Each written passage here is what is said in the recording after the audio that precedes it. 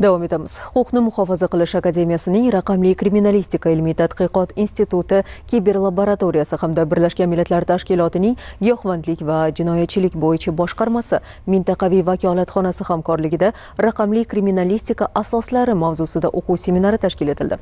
Unda Ichki ishlar vazirligi ekspert kriminalistika bo'linmalari xodimlari ishtirok etdi. Tashkil etilgan mazkur o'quv seminari kiberjinoyatlarni tergov qilishda raqamli kriminalistika tamoyillarini fundamental hamda amaliy tushunishni rivojlantirishga qaratilgani bilan ahamiyatlidir. Shuningdek, raqamli kriminalistika ma'lumotlarini vizuallashtirish va mobil qurilmalarni tahlil qilish, serverlar, virtuallashtirish tizimlari va ma'lumotlar bazalari bilan ishlash kabi mavzularda ham nazariy va amaliy dars mashg'ulotlari o'tkazildi.